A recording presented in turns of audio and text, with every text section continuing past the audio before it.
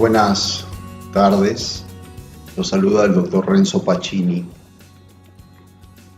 En el presente video vamos a hablar sobre las técnicas de reproducción asistida, el matrimonio y la familia.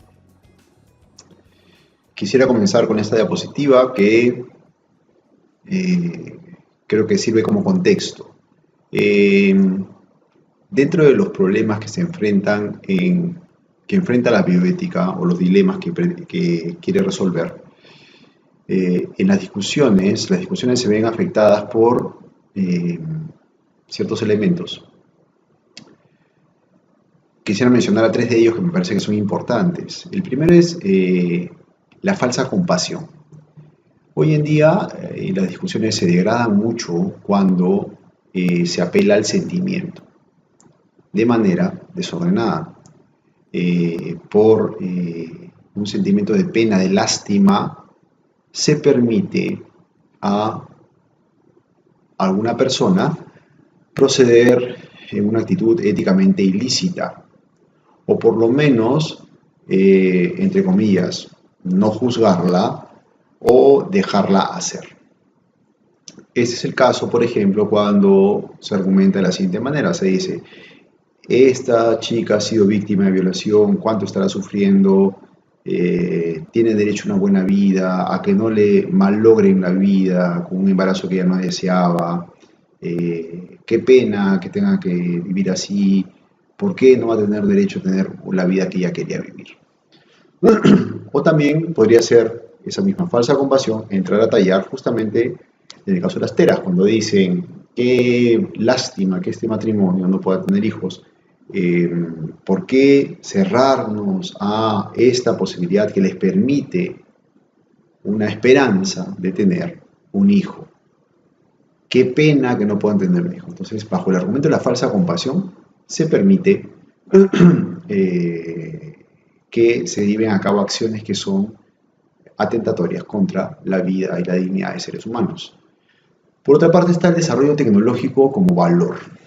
Hoy en día el desarrollo tecnológico parece que no puede ser cuestionado ni tocado. Cuando alguien pretende señalar algún reparo al desarrollo tecnológico, entonces es tildado de retrógrado, de anticientífico, de oscurantista. Pareciera que el desarrollo tecnológico tiene luz verde para hacer lo que bien le parezca, sin ninguna reflexión ética de ningún tipo. Y así tenemos, por ejemplo, lo que ocurre con las experimentaciones con embriones, que sobre pretexto de buscar nuevas terapias para enfermedades que no tienen cura, parece que nadie puede ser capaz de oponerse ni señalar, al menos señalar, que son acciones no lícitas por el hecho de que terminan con la vida de seres humanos en estado embrionario.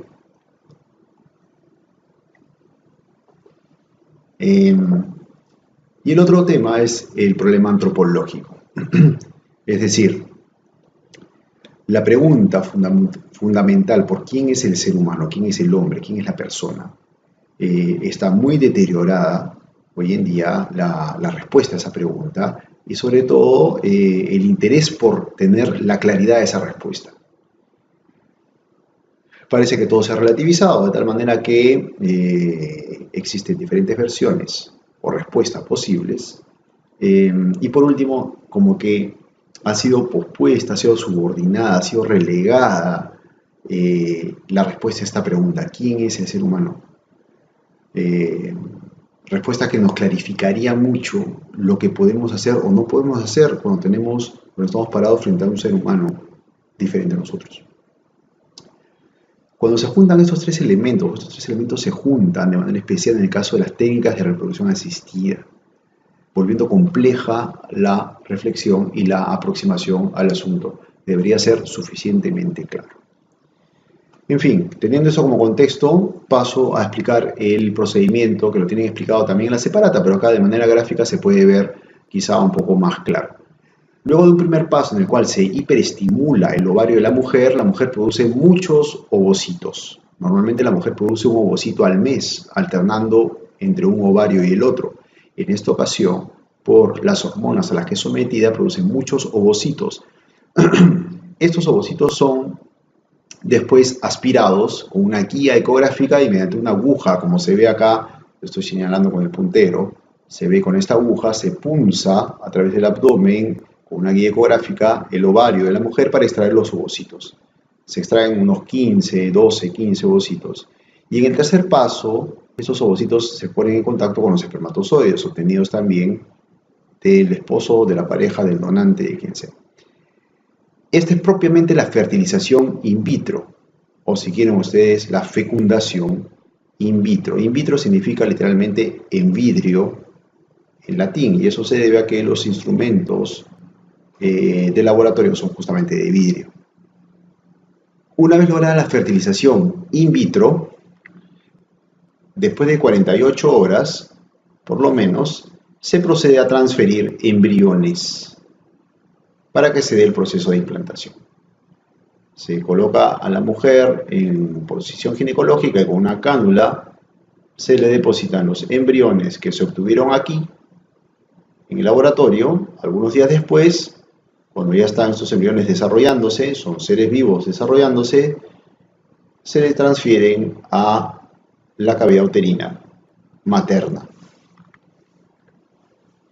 Es en este periodo que se realiza la selección embrionaria, es decir, el descarte de los embriones que por alguna razón al ojo del examinador en el laboratorio les parece que tienen alguna falla, entre comillas, o por algunas características que observa, tienen poca posibilidad de lograr implantarse y proseguir con su desarrollo. Y en esta parte de acá, una vez ya están implantados, se da la reducción embrionaria del embarazo multifetal, ¿no? Reducción embrionaria o reducción de embarazo multifetal. Es decir, cuando se implanta más de un embrión para continuar su desarrollo, el operador procede a eliminar alguno de ellos para así aumentar la posibilidad de éxito del restante, del que queda vivo. Esto es de manera gráfica lo que es la técnica propiamente. Aquí muestro un par de imágenes más, fíjense. Para la selección embrionaria, este aparato operado por el técnico, que tiene acá unas manivelas que opera y ve bajo su microscopio, ustedes pueden apreciar acá la cantidad de embriones que hay en esta placa Petri. 1, 2, 3, podemos contar hasta 10, y acá hay una pipeta con la cual se toma uno para la transferencia. O para la selección, es decir, para la eliminación. Y acá en esta ecografía se ve que hay una reducción multifetal de 11 semanas. Pasan de ser 4 a ser 2 cráneos. ¿Cómo se hace? Con una inyección de cloruro de potasio dentro de los sacos embrionarios en desarrollo. Muestro aquí en este gráfico la Intracitoplasmatic Sperm Injection, que es lo que se conoce como ICSI. A nivel mundial se conoce como ICSI en todas las lenguas. La imagen de la derecha, pueden apreciarla con calma, es una foto de microscopio. La imagen de la izquierda es una imagen, es un dibujo, un gráfico, que nos permite entender la foto de la derecha, donde se aprecia una aguja que contiene en la punta un espermatozoide que por sí mismo no puede fecundar el ovocito, pero que es inyectado dentro de este ovocito, que es sostenido para que no se escape con esta pipeta. Esto es lo que se llama ICSI. Últimamente hay un incremento en su uso y como procedimiento acarrea mayor riesgo de defectos al nacimiento. Las variantes de la técnica de reproducción asistida son las siguientes. Dependiendo si hay, se llamará homóloga, si hay donación, si no hay donación de gametos, si no son gametos de los esposos, heteróloga, si hay alguno donado, o también puede ser con donación de semen. Existe la variante de la maternidad subrogada. Y por último, el empleo de embriones frescos o congelados. Si dos embriones congelados o supernumerarios, quedan estas 5 alternativas para hacer con ellos cuando sobran los embriones después de un procedimiento. O se les guarda para un segundo intento, en el caso que fue el primero, o se les guarda para un segundo hijo, en el caso que el primer intento logre o el nacimiento de un bebé, o se les dona, entre comillas, o se dan a la investigación, o simplemente se eliminan. Como ven, ninguna de estas 5 alternativas es buena para estos embriones congelados sobrantes. Lo que tenemos acá es un gráfico de estadísticas de las clínicas de fertilidad en Estados Unidos. En Estados Unidos se lleva una buena estadística de todas las clínicas de fertilidad, que salvo algunos casos excepcionales, contribuyen dando sus datos para poder hacer los cuadros que vemos a continuación. Fíjense, de 102.000 ciclos iniciados, nacen solo 30.000. De los embriones transferidos, que son 84, nacen 30.000. Si ustedes van haciendo las proporciones, se darán cuenta que la efectividad de la técnica está alrededor del 30%. Miren, de todos los ciclos iniciados, que son como 102.000, solamente 30.000 logran nacer. De los que se transfieren ya en el útero materno, de los 84.000, nacen solo 30.000. Por lo cual, podemos concluir que las teras son un experimento. Es decir, ningún tratamiento médico tiene esa efectividad tan pobre, del 30%. Aquí vemos otras estadísticas. Miren, de los ciclos que resultaron en nacimientos, 30%.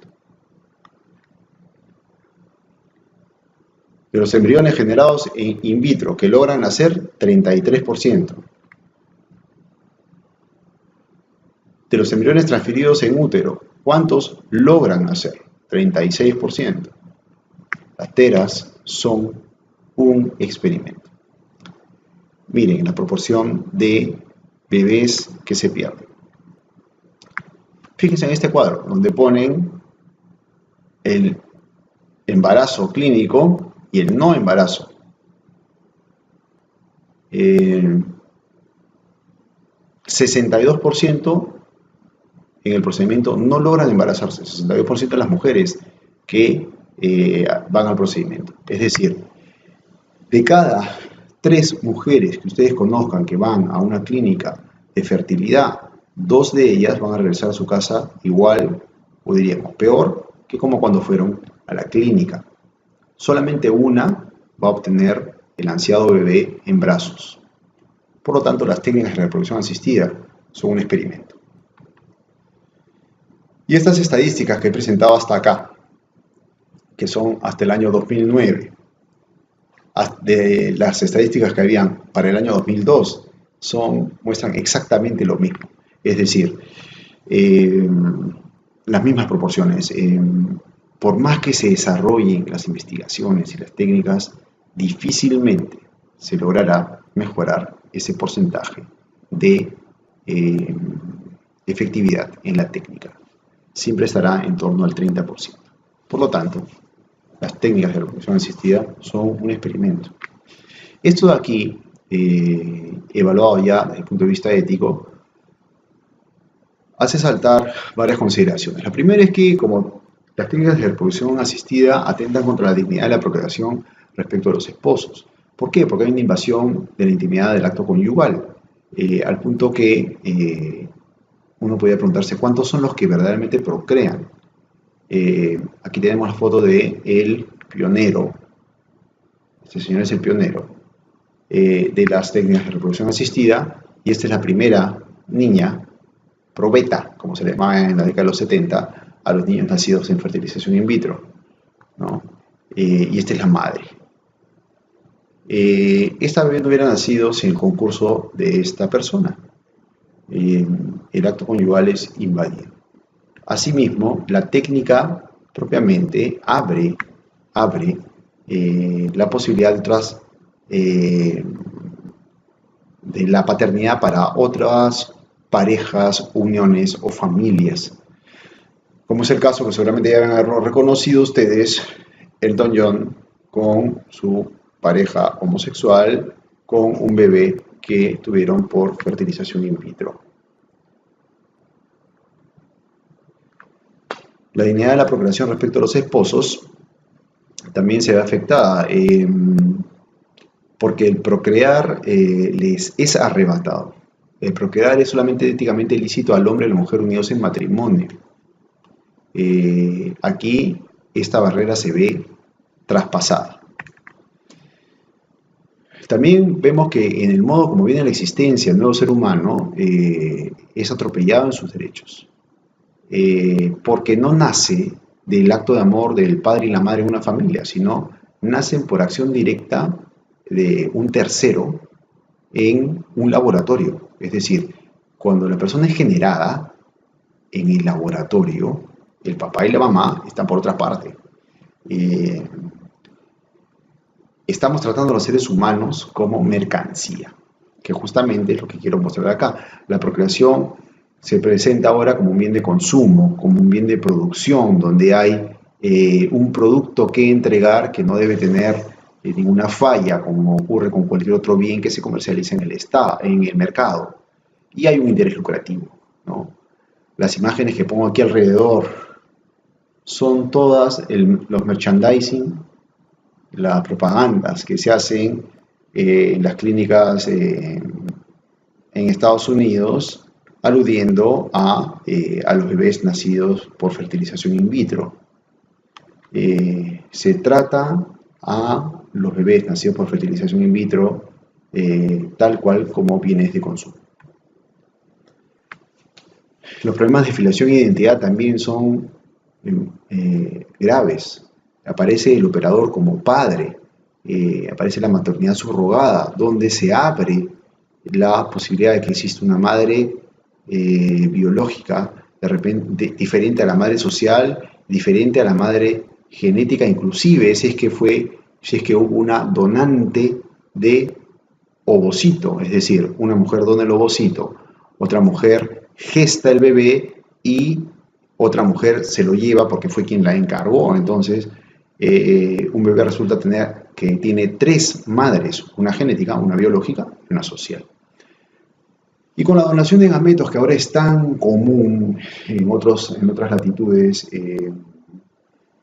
donación entre comillas, porque siempre se paga por dejar la muestra de semen o por el ovocito dado, ¿no? También genera la crisis de filiación y de identidad en las personas que son procreadas con estos gametos donados.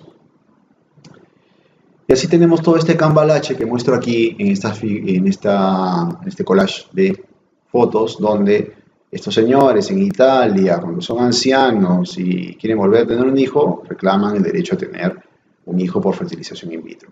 Esta señora gestó el hijo de su hija. ¿Por qué? Porque ella perdió el útero y la madre quiso gestar un hijo para su hija que no podía tener. Este cantante Ricky Martin, que tiene dos bebitos también, esta pareja de lesbianas, como aquí estas que tuvieron gemelos, o esta madre soltera, que no se casa pero que busca tener un hijo por fertilización in vitro, y así podemos seguir viendo el cambalache. Acá tenemos una propaganda que dice Homo Baby Boom, es decir, el boom de los hijos de los homosexuales obtenidos por fertilización in vitro, gracias a que la técnica lo permite. Y esto aquí es un trabajito que ejemplifica bien el drama de estas personas que son procreadas con gametos de donante, ¿no? Dice, el título del trabajo es Mi padre, el nombre de mi padre es donante, ¿no? Los problemas de identidad las crisis de identidad de estas personas son muy fuertes por el deseo de saber quiénes son sus verdaderos padres y muchas veces no logran saberlo. Ese es un atentado, un atropello a su dignidad. Y por último, la vida física, ¿no? Es decir, tras una tierna imagen, cuando nosotros vemos una persona que ha tenido sus hijos por fertilización in vitro, siempre ha habido, entonces, si hay un hijo que nació, siempre ha habido algún otro hijo, hermano, que murió, ¿no? Porque para que nazca uno, como hemos visto, se pierden muchos en el camino. Normalmente la técnica de fertilización in vitro usan un curso, dos cursos, hasta tres cursos de 3 embriones por vez para poder obtener un bebé en brazo. ¿Y cuáles son las falacias que ponen? Dicen, la falacia de la falsa compasión, como ya mencioné, la relativización de cuándo se inicia la vida, o usar un lenguaje engañador que encubre la muerte de embriones, o también relativizar con el hecho de que hay abortos que ocurren naturalmente, ¿no? Todas esas argumentaciones tienen su contrapartida que refuta claramente a estas falacias.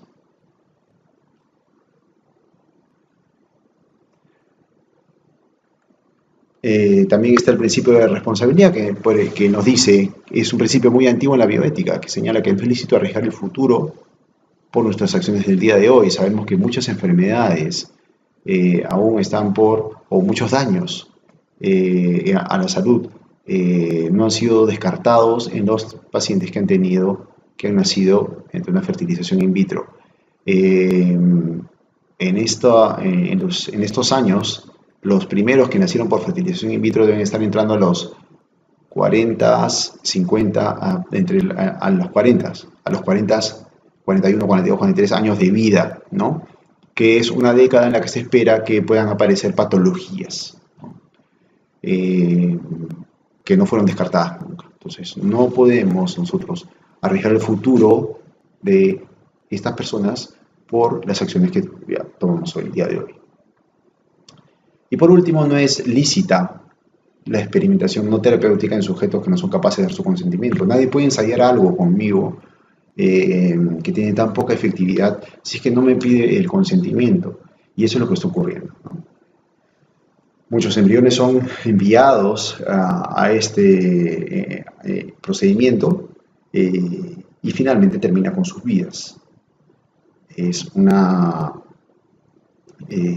atropello a su dignidad y claramente un atropello a su vida. Atentan contra el consentimiento informado que deberían dar. Hemos visto así rápidamente entonces las principales características de las técnicas de reproducción asistida y los principales cuestionamientos éticos que suscitan, que hacen que sea imposible validar como lícita bajo ninguna condición cualquier técnica de reproducción asistida. Gracias.